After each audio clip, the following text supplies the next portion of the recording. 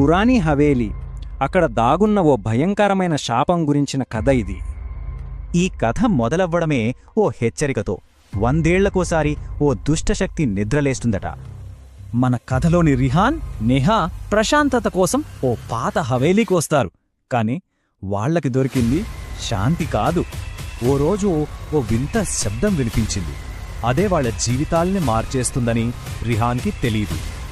ఆ బేస్మెంట్లో ఓ పాత rocking chair పెద్ద తుప్పు పట్టిన పెట్టెను పదే పదే కొడుతోంది. క్యూరియాసిటీతో రిహాన్ ఆ తాళం పగలగొట్టాడు. లోపల కొన్ని వింత వస్తువులు కనిపించాయి. హెచ్చరిక ఉన్నా సరే రిహాన్ పట్టించుకోలేదు. ఆ బొమ్మ చుట్టూ ఉన్న ఎర్ర గుడ్డను విప్పేశాడు. అంతే, ఆ రాత్రి నుంచే మొదలైందసలు కథ. ఇంట్లో దెయ్యాలరుపులు, లైట్లు ఆగిపోవటం, ఆ రాకింగ్ చైర్ దానంతటా అదే కదలడం, చీకట్లో భయంకరమైన ముఖాలు కనిపించడం. భయం మొదలైంది. నేహా ఇవేవీ నమ్మలేదు. సో రిహాన్ ఆ పుస్తకం తీసుకుని ఓ స్థానిక పండితుడి దగ్గరికెళ్ళాడు. ఆ పండితుడు చెప్పింది విని రిహాన్ షాక్ అయ్యాడు. అది కాల్ త్రిఘోరీ అనే ఓ భయంకరమైన శాపం. అరుదైన గ్రహాల కలయిక వల్ల ఓ దుష్టశక్తి మేల్కొనే 1 నెల రోజుల సమయమే ఈ కాల్ త్రిఘోరీ. ఒకే ఏప్రిల్ నెలలో ఈ 3 అమావాస్య, పౌర్ణమిలు రావాలి. అప్పుడే ఆ శాపం మొదలవుతుంది.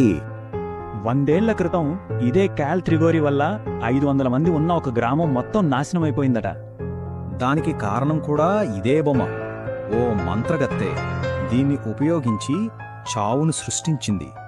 సరే, ఆ ఆత్మను శాంతింపచేయడానికి పండితుడు హవేలీలో ఓ పూజ చేయడానికి ఒప్పుకున్నాడు. కాని పూజ మొదలవ్వగానే ఆ దుష్టశక్తి తన ప్రతాపం చూపించింది. వాళ్లపై ఎదురుదాడి చేసింది. ఇంట్లో వస్తువులన్నీ గాల్లోకి ఎగరడం, లైట్లు పగిలిపోవడంతో అంతా గందరగోళంగా మారింది. భయంతో నేహా చేసిన ఓ పొరపాటు వాళ్ల రక్షణ కవచాన్ని బద్దలుగొట్టింది. అదే వాళ్ల పాలిట శాపమైంది. ఇంక మిమ్మల్ని ఎవ్వరూ కాపాడలేరు అని అరుస్తూ పండితుడు అక్కడ్నుంచి పారిపోయాడు. ఆ తర్వాత జరిగినవన్నీ దారుణం. ఆ శాపం ఒకరి తర్వాత ఒకరిని బలి తీసుకుంది.